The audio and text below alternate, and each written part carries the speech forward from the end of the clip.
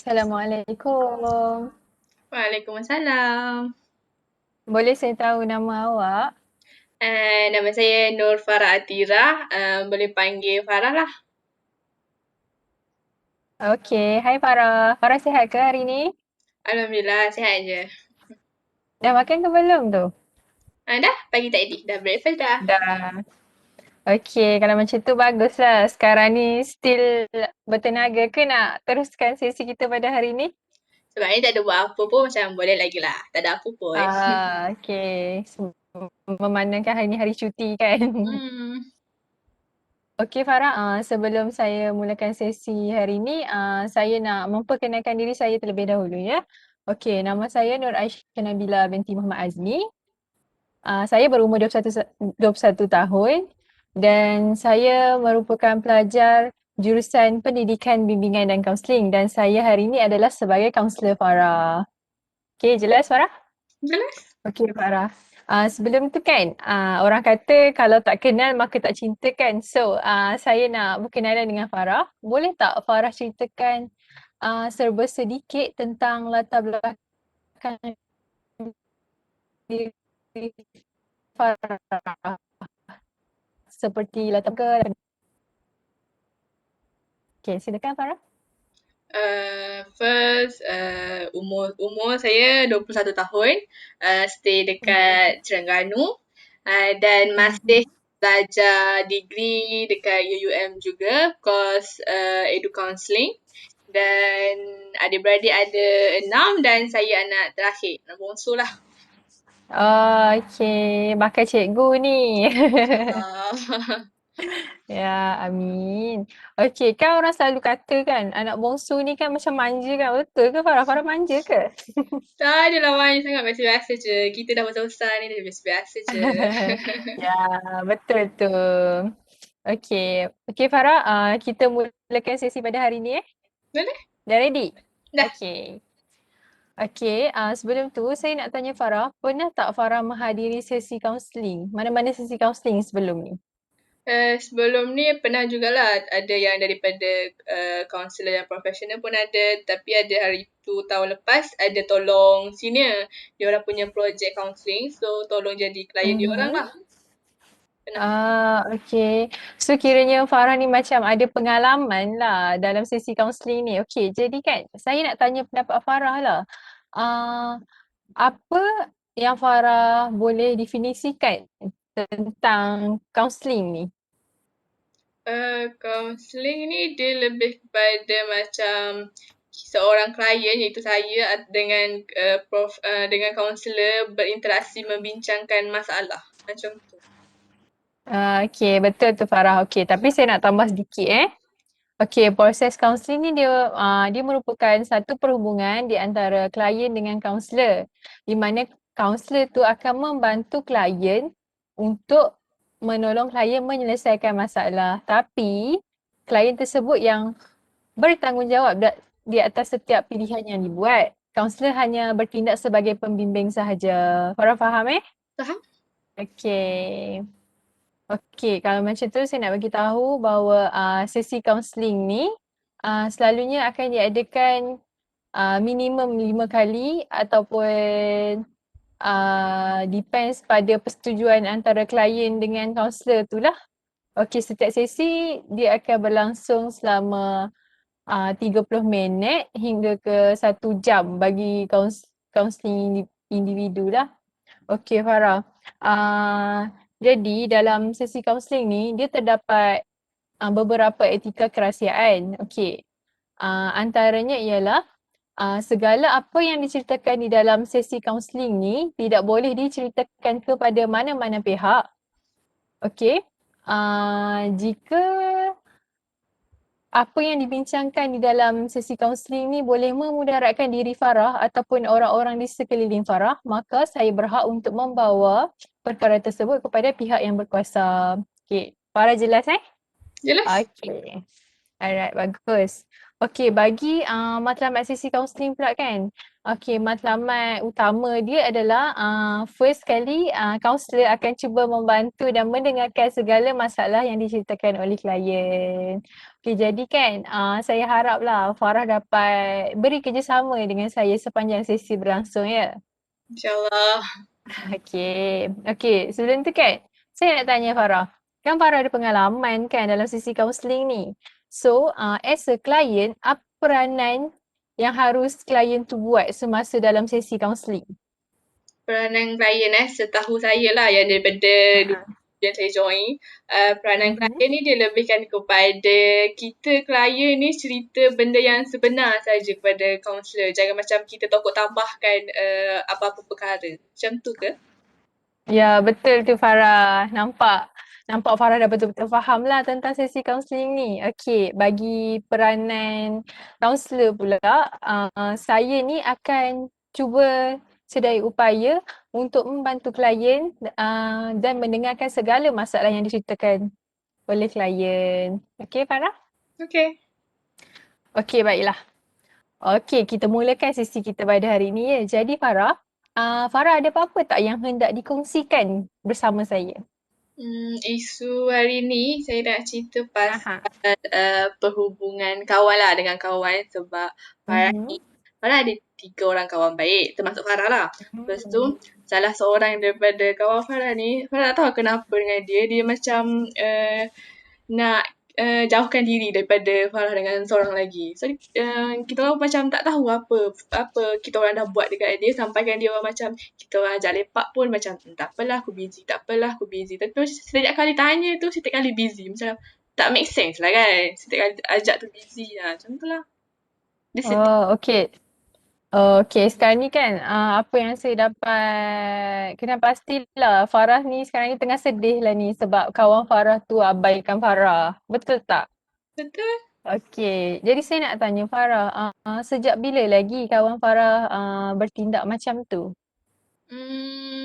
Dari awal-awal saya masuk degree lah sebab dulu masa sebelum masuk degree kan kita masuk matrik. So masa masuk Ha. matrik tu kita macam sempat lagi lah kalau nak layan dia kan. Macam tak ada busy degree. Ha. Degree ni kan macam busy kan.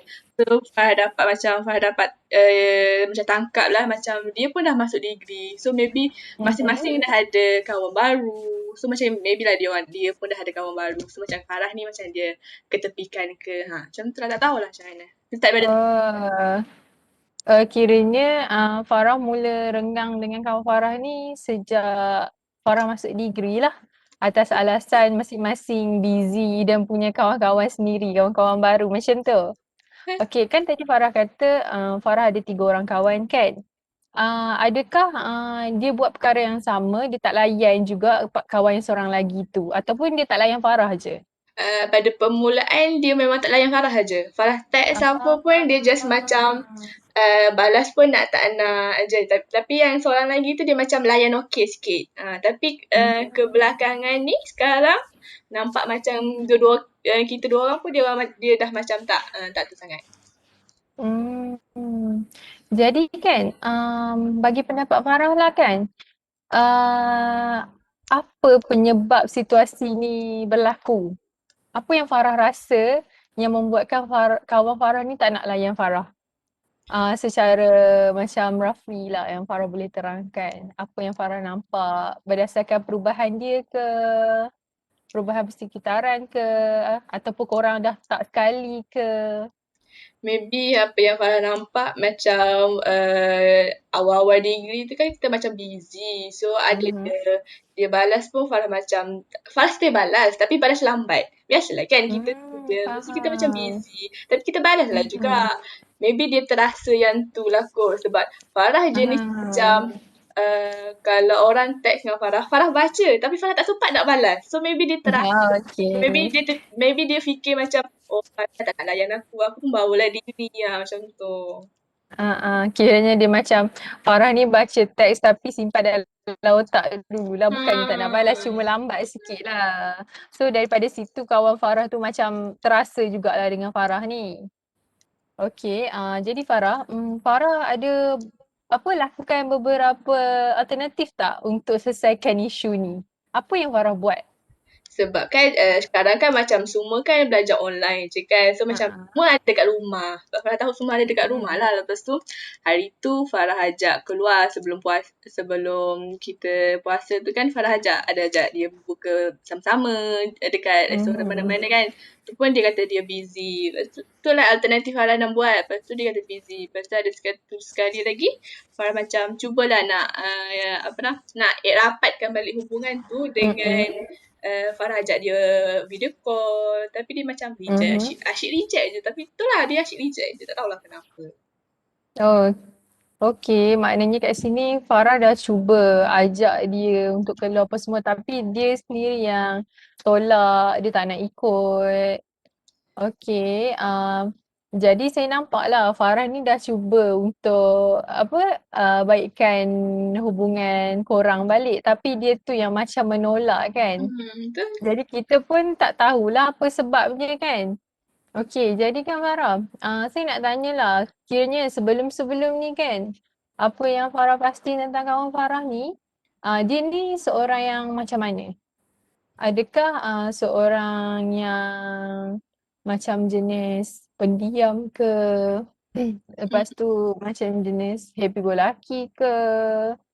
Dia tu jenis yang macam mana Farah? Kalau yang Farah dapat kalau Farah kenal kenali. lah sepanjang sekolah menengah Hmm. tu dia lebih kepada pendiam lah. Macam Farah yang lebih kepada kalau macam cakap apa pun Farah yang cakap banyak. Dia macam pendiam. So Hmm. sebab tu kot maybe dia terasa kot dengan Farah sebab Farah dah tak layan dia kan. Sebab maybe Ah, rasa Farah tak layan dia tu maybe dia ada kawan. So maybe dia terasa lah kot dengan Farah. ah. Okey, kadang-kadang kan orang-orang jenis macam ni dia masuk dalam golongan introvert. Biasalah golongan-golongan introvert ni dia orang macam kurang sikit nak berkomunikasi dengan orang. Tambah-tambah sekarang korang dah duduk jauh kan. So dia jadi macam lagi sukar lah situasi tu untuk dia. By the way Farah ada tak macam tanya dia ke kot ada masalah apa-apa ke dengan Farah? Apa kena sampai kenapa dia tak nak dia abaikan Farah? Itulah, Farah pun nak macam Farah WhatsApp lah juga dia tanya, weh kenapa macam ni kan. Lepas tu dia macam, Ah. tak ada apa, okey je.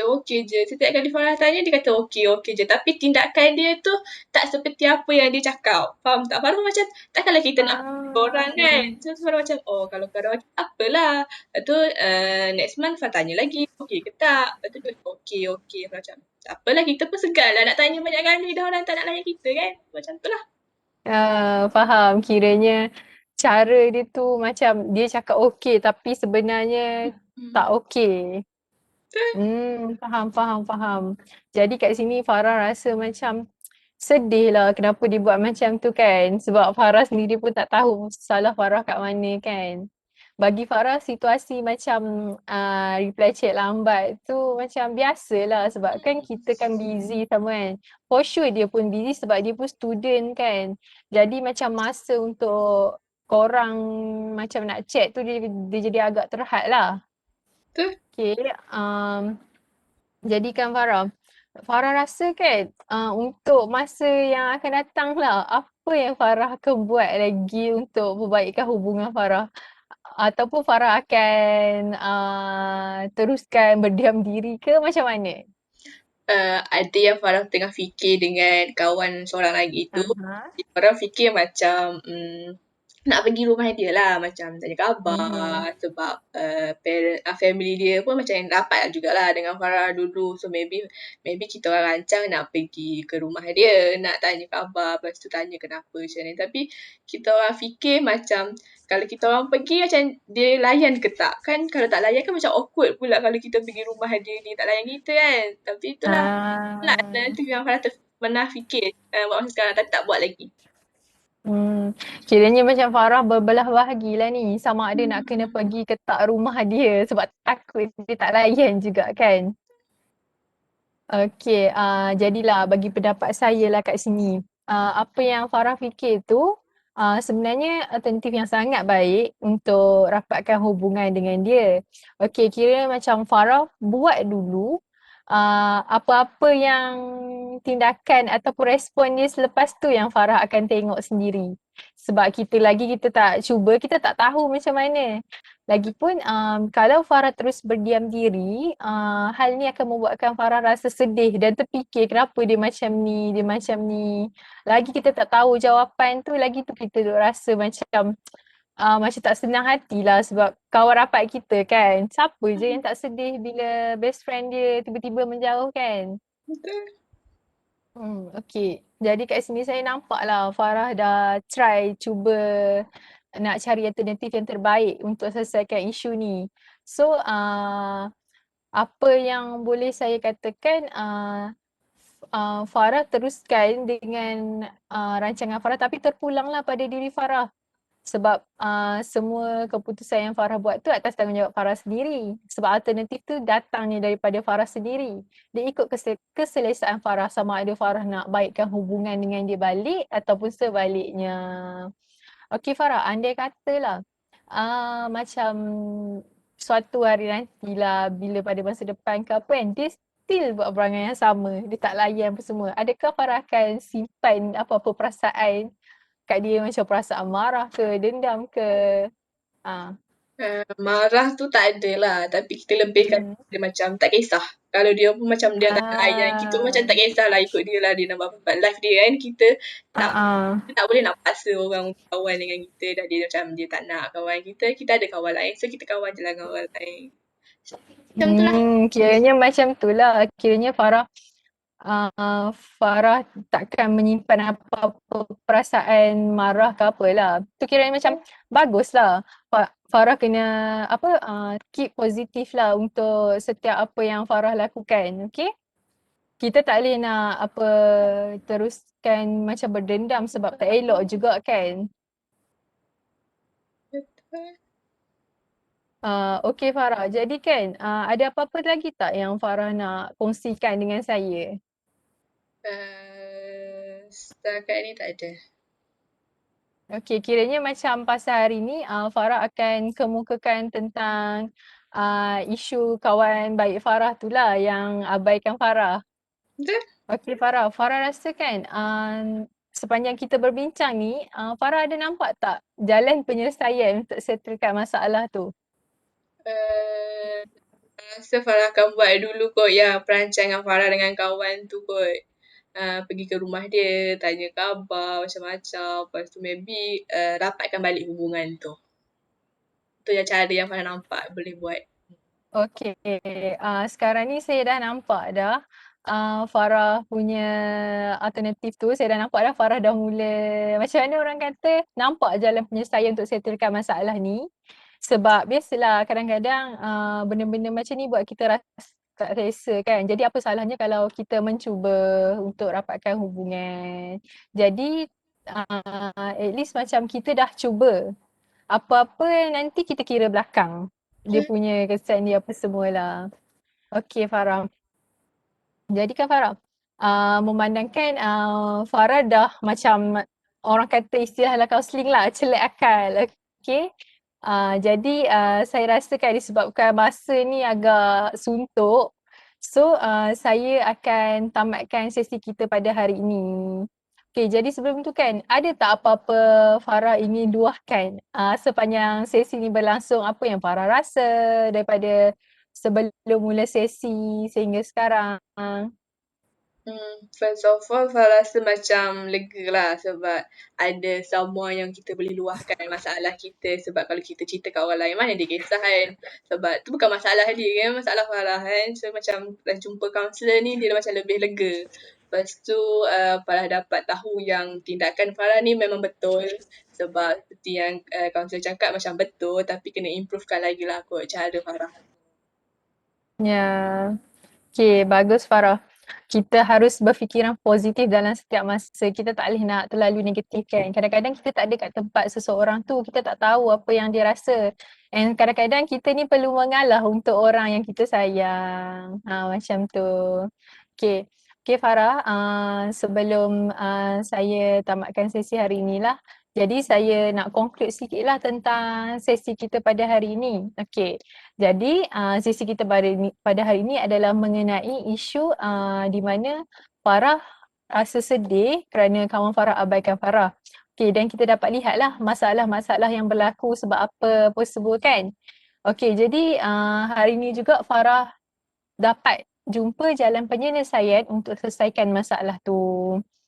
Okey, jadilah harapan saya bahawa harapan saya untuk lepas ni lah, saya harap Farah dengan kawan Farah dapat berbaik semula.